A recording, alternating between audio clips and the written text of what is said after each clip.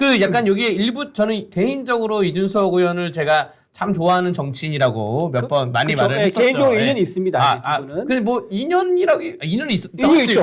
사건도 좀 맡고 했으니까. 네네 사건을 네. 맡았고 그 이후에 뭐 연락하고 지내거나 뭐 이런 건 그런 건 아닙니다. 아니고, 이런 예, 건 그건 아니고 제 개인적으로는 그냥 그래도 약간 이준석 의원이 말하는 거에 시대 정신이 있었다. 아까 말한 뭐 AI든 뭐 드론이든 뭐 혹은 교육으로 나라를 어떻게 하겠다 이런 문제. 과학과 교육을 시대 정신으로 승부하는 거는 좀 일리가 있다라고 저는 생각하는 교육에 대해서는 사람이에요. 상당히 네. 관심이 많더라고요. 네. 예전에 이제 맨 처음에 박근혜 퀴즈로 이준석 이제 의원이 발탁됐지 않습니까? 네. 그때 이준석 의원이 했던 게 뭐였냐면 청년으로서 교육 플랫폼 사업 같은 걸 했었어요. 네, 배나사, 배움을 배나사. 나누는 사람들. 그렇죠, 그렇죠. 네, 예, 네. 그렇게 하면서 본인이 이제 하버드를 나왔지 않습니까? 네. 졸업을 했습니다. 하버드에 나온 이제 고학력자가 일반 이제 보통 하는 게 뭡니까? 고액 연봉을 주는 컨설팅 회사라든가 네. 뭐 대기업이라든가 이럴 때 보통 가는데 그러지 않고 사회로 내려옵니다. 내려와서 자기가 그동안 사회에서 받은 혜택과 좋은 교육을 다시 환원하는 이런 행동을 했다. 네. 그런 사회 활동을 한 것에 대해서 굉장히 많은 주목을 받았었죠. 그래서 아마 네. 이준석 대표는 대학을 졸업할 때부터 뭔가 사회에 돌아가서 공적 일을 해야겠다는 그 마음이 이미 장착되어 있던 네. 것 같아요. 그러다 보니까 교육이라든가 또 본인이 코딩도 직접 한다 그러더라고요. 네, 진짜 합니다. 네, 그러니까 그 IT도 굉장히 본인 컴퓨터 과학과 나왔지 않습니까? 네, 네. 그래서 이제 옛날에 그 비트코인 같은 거 이제 이런 종류에 관련돼 가지고 많은 또 이제 본인이 직접 코딩하면서 또 돈도 벌어보기도 하고 또 잃어보기도 하고 네. 이랬다 그러더라고요. 그래서 굉장히 지금 현재 트렌드에 있어서는 가장 밀접한 관련되어 있는 후보가 아닌가 그렇게 생각해 봅니다. 그러니까 오늘 이준석 의원에 대한 뭐 강점, 약점을 다 말씀드릴 거예요. 네. 일단은 그 지난번 국민의힘 그 대표 축출론 사건 이후에 한 1년 반 동안 그 다음에 동탄에서 당선되기까지 한 2년 정도의 시간이 있는데 그 사이에 그 전남 순천에 내려가서 네. 아이들을 가르쳤다고 하더라고요. 아. 네, 저는 무슨 영화가 나왔거든요. 뭐 준수토 이어 원이라 그래서 준수토 이어 원 이어예요. 원 이어. 네, 1년 동안 1년. 얘기. 그 얘기를 순천에서 아이들을 가르쳤던 얘기를 영화가 나와서 그걸 좀 보긴 봤는데 그래서 그렇게 보면 교육에 정말 관심이 있는 사람 중에 한 명이다. 약간 프랑스의 프랑스랬다. 브라질의 옛날에 룰라 대통령 뭐 그런 느낌이에요. 그런 느낌으로 나는 것이고. 룰라 노동자고 고등학교 졸업밖에 안 했는데. 네, 근데 룰라가 어떤 정책을 했냐면 네네네. 브라질의 어린이들, 중학생들은 모두 노동하지 말고 무조건 미취학 아동을 무조건 학교로 학교로 가라. 보내라, 네, 학교로 보내라. 학교로 보내라라고 해가지고 강제적으로 강제 교육을 시켰죠. 의무교육을 시켜서 브라질의 뭐 성장을 뭐 발돋움했다. 뭐 이러한 것인데. 이게 교육 얘기 잠깐 하니까 좀 말씀드리면 네. 왜요? 아니 이 바게트님이 관람객이 3,000명밖에 안 됐어요. 한 그럼 명이- 한 명이 접니다. 한 명이 접고. 근데 강변 두 번 봤기 때문에 아니 한번 봤어요. 한번 봤어요. 아, 네. 한번 봤는데 표는 2개 있었죠. 제가 뭐 후원 안에 표를 주더라고요. 예, 그래서 네네. 표는 2개 있는데. 아무튼 자, 교육 얘기하기 좀 말씀드리는데 네. 룰라 대통령도 이제 브라질에서 교육에 대해서 굉장히 관심 많고 교육 정책을 많이 이제 키웠었는데요. 네. 우리나라에서 교육 정책 가장 먼저 키운 사람 누군지 아세요? 누굽니까? 이승만이에요, 이승만. 아. 그 모르자마자 제가 짧게 말씀드릴게요. 네. 이승만 전 대통령이 네. 우리나라가 그때 신생 독립국가라서 아무것도 없던 시절입니다. 네. 그때 우리나라 1년 예산에 얼마를 그 교육이 투자한지 아세요? 1년 전체 예산의 5분의 1을 아. 초등학교 의무교육에 쏘았어요. 네. 그러니까 그때는 서당 네. 다니면서 그냥 한자 배우는 그냥 공부였고 네. 뭐 공자님 말씀 듣는 게 네. 공부였었는데 이제 우리나라가 독립하게 되면서 근대화 네. 이제 미국식의 어떤 교육 체제가 들어오게 되면서 초등학교, 중학교, 고등학교 체제가 확립이 됩니다. 네. 그러면서 이게 학교 갈 때 돈을 옛날 다 내고 다녔었어요. 그런데 그렇게 하면은 우리나라 가난하기 때문에 초등학교 못 가는 아이가 생길 수 있다라고 네. 하면서 초등학교 의무 교육을 바로 이승만 전 대통령이 만드는 거예요. 네. 그 돈이 없으니까 어떻게 합니까? 1년 전체 예산. 그러니까 도로 닦고 수도관 만들고 전기 들어가야 되는데 네. 그 쪼개가지고 5분의 1이나 초등학교 의무교육에 쏟았었다. 거기서부터 우리나라가 사람을 키우고 사람을 소중히 여기는 그런 교육 시스템이 시작됐다. 꼭 잠깐 말씀드리고 예. 넘어가겠습니다. 네. 그래서 이준석 의원이 아까 말한 정책적인 강점은 있고 네. 나이도 뭐 젊은데 그러면 약점은 뭐가 될까 생각을 해보면 네. 이 약점은 이준석 후보의 개인적인 약점이라기보다는 제 생각에는 네.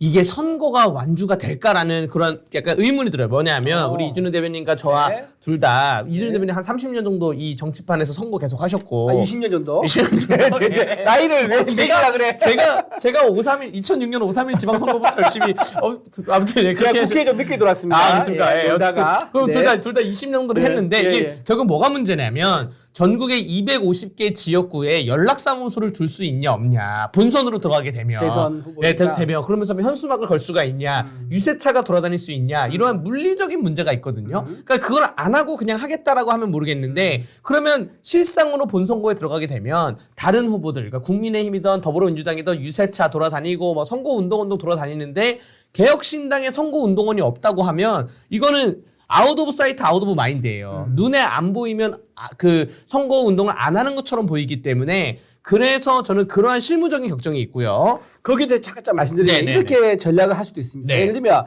대선 기간 동안 전국에 동시에 현수막을 개첩할 수가 있어요. 그러니까 개혁신당 오렌지색 네, 눈을 잘 네, 띄지 네, 않습니까? 잘 띄는다, 네. 현수막을 곳곳에 개첩하는 거 하나 네. 그리고 전국 가가호에 선거 공보물이 들어요. 네. 대선 공보물 그거 하나 이렇게 해가지고 이제 네이버라든가 다음에 있는 포털 플랫폼에서 광고하는 거 하나 그게 네, 네. 광고도 이제 마이크로 타겟팅 해가지고 어느 지역에 어떤 메시지가 딱 가능하거든요. 네. 이렇게 해서 전국 이제 전국적인 광고로 그러니까 아까 말씀드린 네, 네. 것처럼 요즘은 곳곳에 그렇게 할수 있구나. 곳곳에 찾아가는 온라인으로. 걸어다니는 네. 이제 홍보가 아니라 아. 온라인으로 현수막 선거 공보물 온라인에서 그 네. 지역에 커스터마이징된 예. 그런 광고를 한다 할수 그러면 있죠. 예. 가능합니다. 비용은 좀 들더라도. 그러니까 이게 이솜결님이 이준석 후보는 선거 천재다라고 하는데 저도 이걸 언제 느꼈냐면 그래요? 왜냐면 저도 약간 고인물 선거 운동에만 고인물로 돼 있는 겁니다. 근데 지난번 한 3년 전 전당대회 때 네. 전당대회 공보물에 이준석 당시 후보가 그걸 손으로 다 손으로 맞아, 맞아. 편집을 했잖아요. 네네. 그 한 장 갖고 왔어요. 한 장. 그걸 네. 보고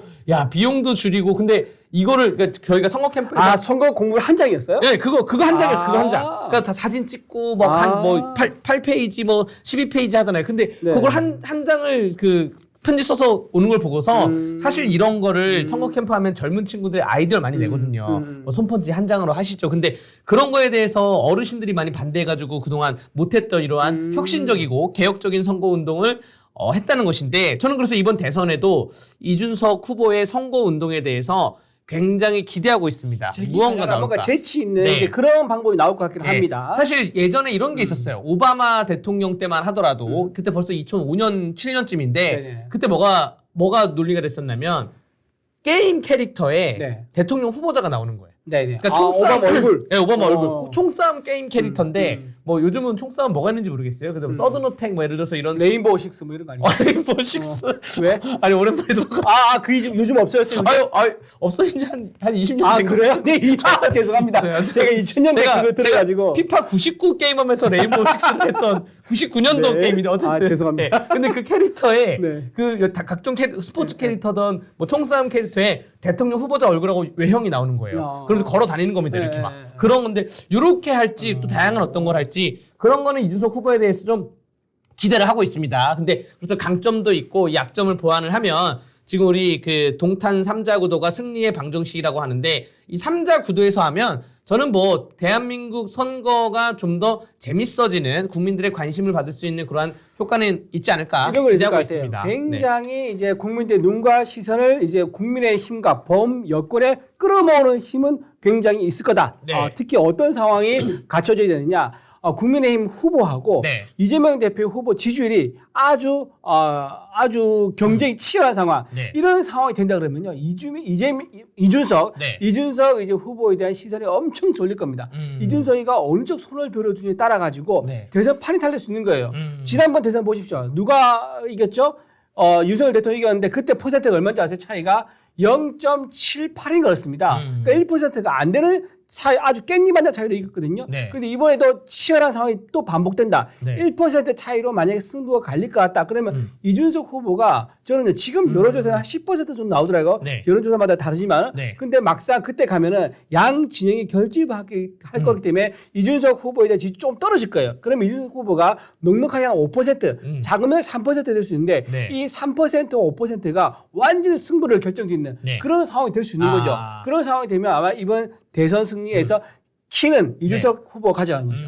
킹메이커는 네. 지금 3자 구도에서 국민의힘 그리고 더불어민주당 그리고 이준석 이 3자 구도에서 가장 높게 나온 게 이준석 후보가 14% 정도가 나온 수치가 네. 있는데 네. 이게 왜 중요하냐면 잘 아시겠지만 15%가 넘어가면 선거 비용이 다 보전됩니다. 아, 그렇죠. 그래서 내가 15%를 넘긴다는 수치가 나왔다. 그 순간에는 날개를 피면서 하고 싶은 거 다 할 수가 있어요. 그 순간에는 많은 후원도 받을 수가 있고. 그래서 뭐 앞으로 대선이 이제 한 48일 정도 남았죠. 네. 48일에 어떠한 변화가 있을지는 계속 한번 뭐 지켜보겠습니다. 네.